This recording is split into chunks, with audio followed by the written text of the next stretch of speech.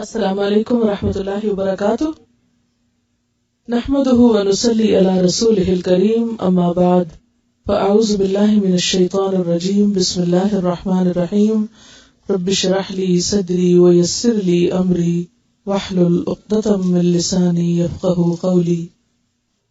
آپ سے میں نے عرض کیا تھا کہ لیل و نہار اپنے ساتھ لایا کریں تاکہ ایک ایک سنت ہم شروع کریں۔ لیل و نہار کا پہلا حصہ ہے کام کیسے شروع کیا جاتا ہے، پہلے سے یا دوسرے سے؟ تو جو لوگ حصہ وان نہیں لائے وہ لے آئیں، جو چیز نہ ہو اس کا کیا علاج ہوتا ہے، حاصل کر لیں۔ چلیے اس کا مقدمہ سے ہم شروع کرتے ہیں۔ الحمدللہ والصلاة والسلام علی نبیہ محمد صلی اللہ علیہ وسلم وعلی اتباعہ واہل بیتہ وعترتہ اجمعین، اما بعد فاعوذ باللہ من الشیطان الرجیم بسم اللہ الرحمن الرحیم لقد کان لکم فی رسول اللہ اسوۃ حسنہ، یقیناً تمہارے لیے رسول اکرم صلی اللہ علیہ وسلم کی زندگی میں عمدہ نمونہ موجود ہے، یعنی آپ کی زندگی ایک خوبصورت زندگی ہے، اللہ تعالیٰ کی پسندیدہ زندگی ہے۔ اور زندگی کیا ہوتی ہے؟ آپ کا چلنا پھرنا اٹھنا بیٹھنا، سارے طور طریقے اللہ تعالیٰ کو بے حد محبوب تھے۔ تو جو شخص یہ چاہتا ہو کہ وہ بھی اللہ کا محبوب بن جائے، اللہ تعالیٰ اس سے محبت کرے، تو اسے چاہیے کہ پھر وہ اللہ کے محبوب جیسا بننے کی کوشش کرے، آپ کی سنتوں کی پیروی کرے۔ اور سنتوں کی پیروی کرنا دراصل زندگی میں عملی تبدیلی لانا ہے، یعنی ویسے زبانی یا نظریاتی طور پر تو ہم دعویٰ کرتے رہتے ہیں کہ ہم اللہ سے اور اللہ کے رسول صلی اللہ علیہ وسلم سے محبت کرتے ہیں، لیکن اس کا ثبوت بھی چاہیے۔ ہر محبت ثبوت چاہتی ہے، پروف چاہتی ہے۔ تو وہ پروف کیا ہے؟ آپ صلی اللہ علیہ وسلم کے طریقے کو اختیار کرنا، کیونکہ قرآن پاک میں اللہ تعالیٰ فرماتے ہیں قُلْ إِن كُنتُمْ تُحِبُّونَ اللَّهَ فَاتَّبِعُونِي يُحْبِبْكُمُ اللَّهُ، کہہ دیجئے اگر تم اللہ سے محبت رکھتے ہو تو میرا اتباع کرو۔ یعنی ہر وہ شخص جو یہ دعویٰ کرتا ہے کہ وہ اللہ سے بہت محبت کرتا ہے تو اس کے لیے لازم ہے کہ وہ کیا کرے؟ رسول اللہ صلی اللہ علیہ وسلم کے نقش قدم کی پیروی کرے۔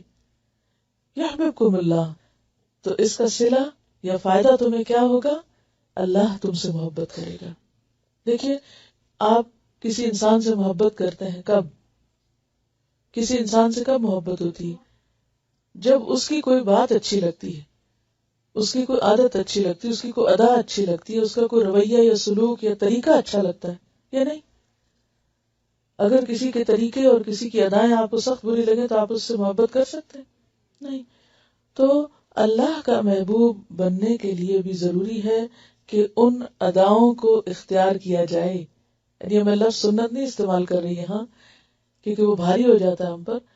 ادا کیا ہوتی ہے؟ ادائیں کس کو کہتے ہیں؟ یعنی کسی بھی کام کو کرنے کا جو سٹائل ہے، جو طریقہ ہے یا جو موومنٹ ہے، وہ ادا کہلاتی۔ تو ہمیں اللہ تعالیٰ کا محبوب بننے کے لیے اللہ کے محبوب کی اداؤں کو اپنی ادائیں بنانے کی ضرورت ہے۔ آپ صلی اللہ علیہ وسلم کی زندگی کی انتہائی پرائیویٹ باتیں ہیں جو بعض اوقات پبلکلی کرنے کی ضرورت ہوتی ہے تاکہ آپ کی زندگی کے اندرونی گوشے بھی لوگوں کے سامنے آئیں اور وہ اپنی ازدواجی زندگیوں میں کسی تنگی یا مشکل کا شکار نہ ہوں۔ کبھی ایک غسل سے تمام ازواج کے ہاں جاتے اور کبھی ہر ایک کے ہاں الگ الگ غسل کرتے، کبھی سفر سے رات کو لوٹتے اور اس رات ازواج کے گھر نہ جاتے اور دوسروں کو بھی ایسا کرنے سے منع فرماتے۔ یعنی مراد یہ ہے کہ پھر مسجد میں ہی رہتے تھے، رات کے وقت گھر جانے کو ناپسند کرتے۔ جہاں آپ صلی اللہ علیہ وسلم کی ازواج کا معاملہ آتا ہے تو بعض اوقات ہمارے ذہنوں میں کچھ غلط فہمیاں پیدا ہوتی ہیں یا شیطان وسوسے ڈالتا ہے، تو اس پر ایک کیسٹ ہے رسول اللہ کی شادیاں صلی اللہ علیہ وسلم۔ اگر آپ کے ذہن میں کوئی بھی ایسا سوال ہو تو اس پہ انشاءاللہ کافی تفصیلاً بات ہوئی ہے کہ آپ کی ایک سے زیادہ ازواج کیوں تھیں۔ ان اداؤں کو اختیار کرنے کی ضرورت ہے کیونکہ انہی اداؤں کی وجہ سے رسول اللہ صلی اللہ علیہ وسلم اللہ کے محبوب تھے۔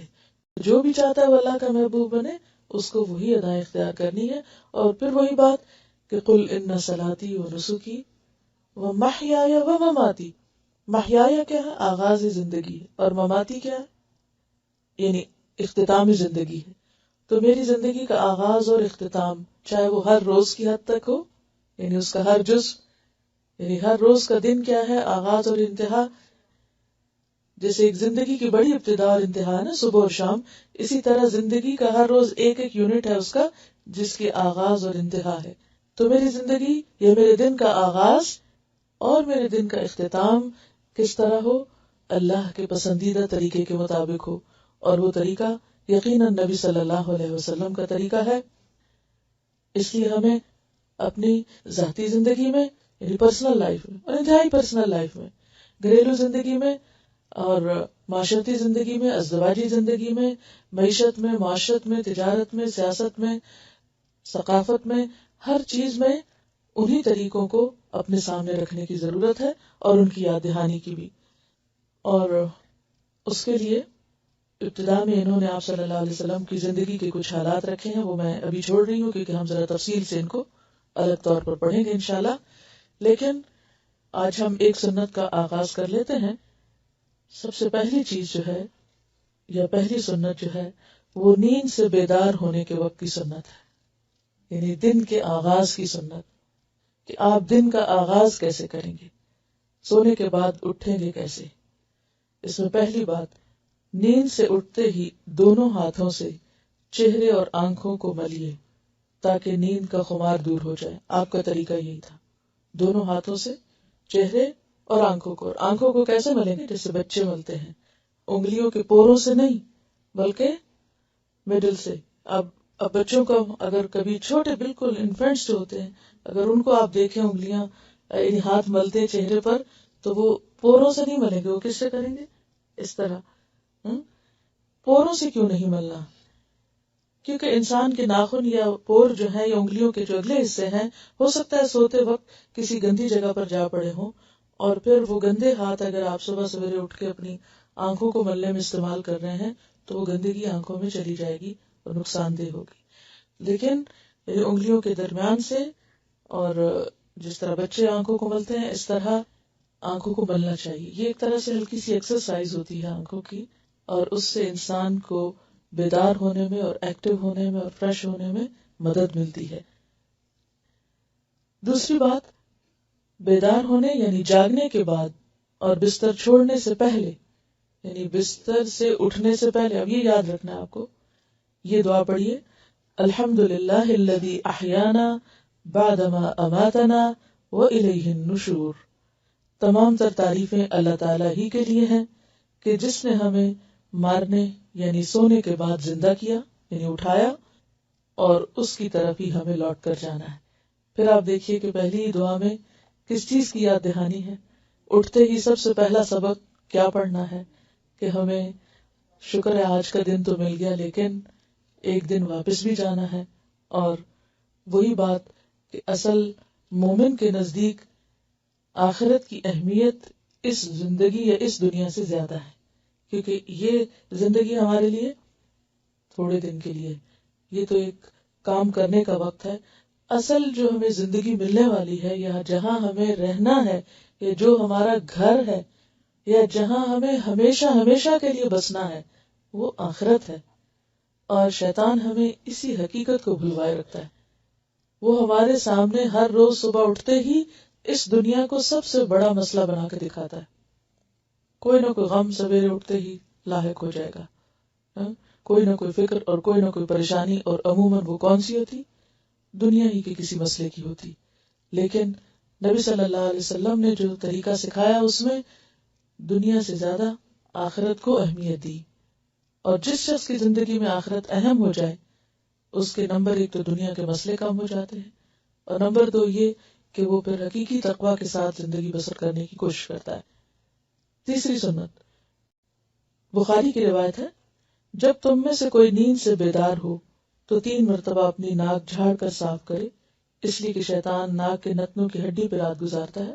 اور یہ ظاہر ہے کہ بستر سے اٹھنے کے بعد جب وضو کریں گے تو فجر کی نماز کے لیے جب وضو کرتے ہیں، یہ سب سے پہلا وضو جب صبح کرتے ہیں، تو اس میں صرف ناک میں پانی نہیں ڈالنا چاہیے، بلکہ ناک میں پانی ڈال کر باقاعدہ اس کو جھاڑنا چاہیے. ازواج مطہرات کے ساتھ برتاؤ. حضرت انس رضی اللہ عنہ سے حدیث صحیح میں مروی ہے کہ آپ نے فرمایا تمہاری اس دنیا میں سے میرے لیے عورتیں اور خوشبو پسندیدہ بنا دی گئی، لیکن نماز میں میری دلی مسرت ہے۔ تمام ازواج کے ساتھ شباشی، رہن سہن، نان نفقہ میں برابر کا سلوک کرتے۔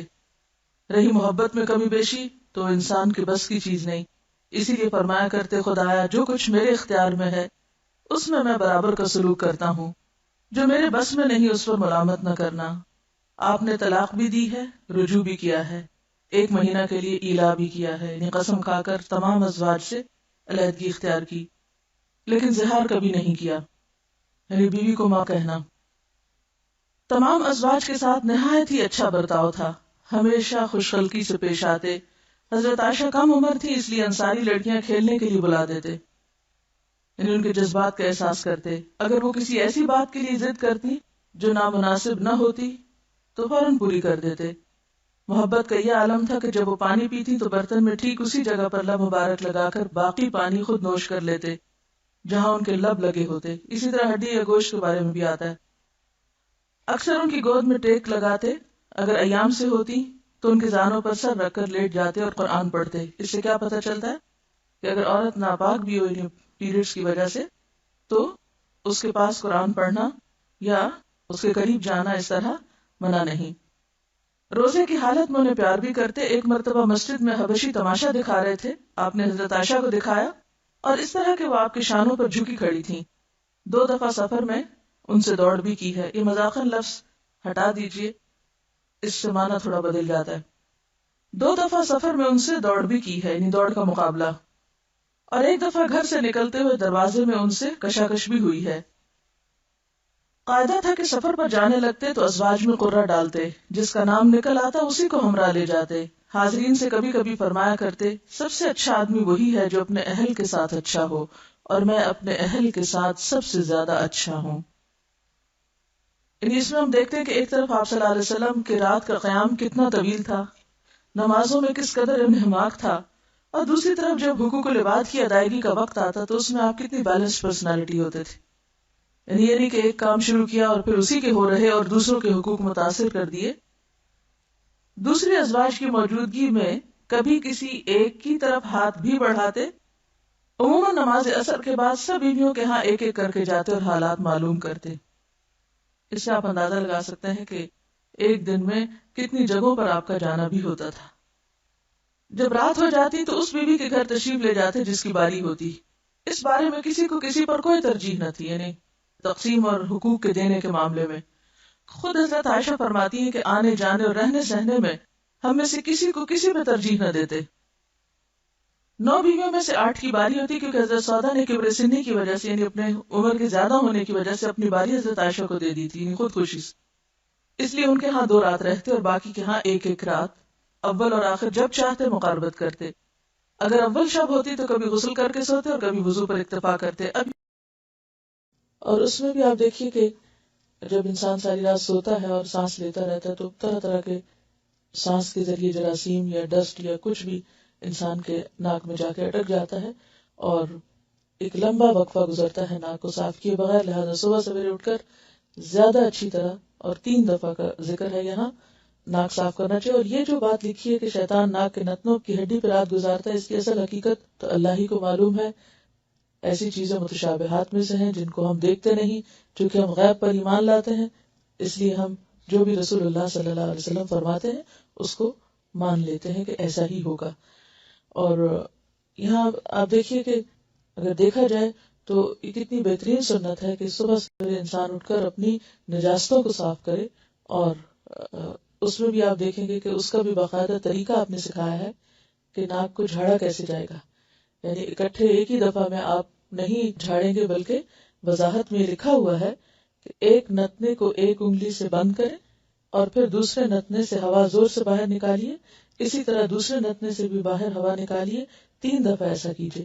یعنی آپ انگوٹھے سے مثلاً یہ کام لے سکتے ہیں، بائیں ہاتھ کا مثلاً، کیونکہ ناک جو ہے جھاڑتے وقت یا صاف کرتے وقت یا پانی ڈالتے وقت بایاں ہاتھ آپ کو استعمال کرنا ہے۔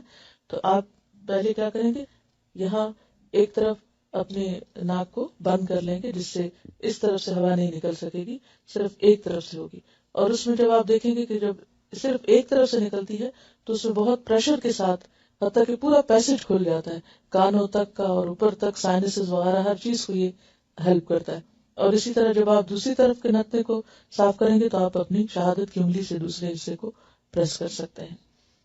آپ صلی اللہ علیہ وسلم جب نیند سے بیدار ہوتے تو اپنا منہ یعنی دانت مسواک سے خوب صاف کرتے تھے، کیونکہ ساری رات بیکٹیریاز کو خوب کام کرنے کا موقع ملتا ہے منہ کے اندر، اور اگر انسان پوری طرح صفائی نہیں کرتا دانتوں کی یا جرمز کل نہیں ہوتے تو وہ پھر کسی بھی خوراک کے ساتھ، حتیٰ کہ پانی بھی آپ پیتے ہیں تو اس کے ساتھ آپ کے جسم کے اندر دوبارہ واپس لوٹ جائیں گے، جو کئی طرح کی بیماریوں کا سبب بن سکتے ہیں.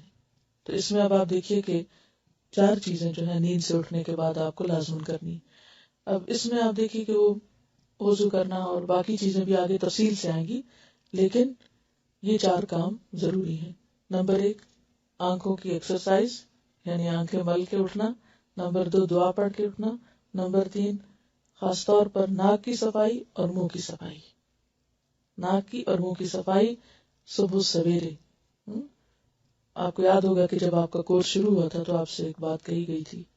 کیا ہو سکتا ہے اس روز آپ کو سمجھ میں نہ آ رہا ہو کہ آپ تو ایک دینی کورس کرنے آئے ہیں اور اسلامی کورس کرنے آئے ہیں، اور آپ کو بتایا جا رہا ہے کہ یہ آپ کی ویل بینگ کا کورس ہے جس میں فزیکل ویل بینگ بھی ہے اور اسپرچل بھی ہے اور مینٹل بھی ہے اور باقی بھی.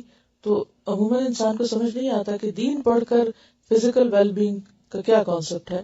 تو اس میں آپ نے ایک تو قرآن پاک میں بھی دیکھ لیا کہ حلالن طیبن کی بات ہے، سنت میں بھی آپ دیکھ لیجئے کہ سب سے پہلی چیز جس سے آپ کو آغاز کرایا جا رہا ہے وہ کیا ہے؟ Personal hygiene. پرسنل ہائیجین اور ان سب چیزوں کو کرنا باعث ثواب بتایا گیا ہے.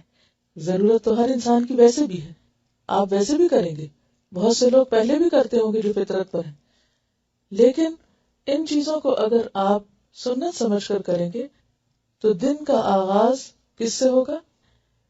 ایک عبادت سے ہوگا. یعنی وہ عمل جو آپ واش روم میں جا کے کر رہے ہیں وہ بھی اگر آپ صحیح طریقے پر کر رہے ہیں تو وہاں بھی آپ حالت عبادت ہی میں ہے. ایک طرح سے کہتے ہیں کہ مومن کی تو ساری زندگی عبادت ہوتی ہے اور ساری چیزوں کا اجر اس کو ملنے والا ہے. تو نیت کا درست ہونا اور دوسری بات یہ کہ طریقے کا درست ہونا. بلا من اسلم وجہہ للہ وہو محسن. تو وجہہ للہ میں کیا آتا ہے؟ نیت درست ہو. نیت میں کیا ہو کہ سنت کی اتباع ہے. اور محسن کیا ہے؟ کام کو خوبصورت طریقے سے کرنے والا، یعنی جس طرح اللہ کے رسول صلی اللہ علیہ وسلم نے کر کے سکھایا اور بتایا. یعنی کس طرح آپ صلی اللہ علیہ وسلم حریص تھے سب کی تربیت کے اور چھوٹے چھوٹے زندگی کے عام معاملات میں بھی تعلیم دینے کی.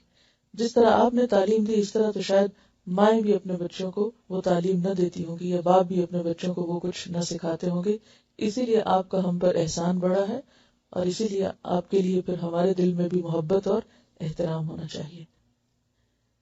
اچھا، اس میں پھر چھوٹا سا آپ کا آپشنل ہوم ورک ہے، فرض کے درجے میں نہیں ہے لیکن آپشنل ہے. اور وہ کیا ہے کہ اگر کچھ لوگ ناک جھاڑنے کے اسلامی طریقے پر کچھ ریسرچ کر سکیں کہ اس طریقے پر ناک صاف کرنے میں جسمانی طور پر کیا فائدے ہیں، اور صبح سویرے خاص طور پر اس طریقے پر ناک صاف کرنا کیوں ضروری ہے اور نہ کرنے کے کیا نقصان ہو سکتے ہیں اور کرنے کے فائدے کیا ہو سکتے ہیں.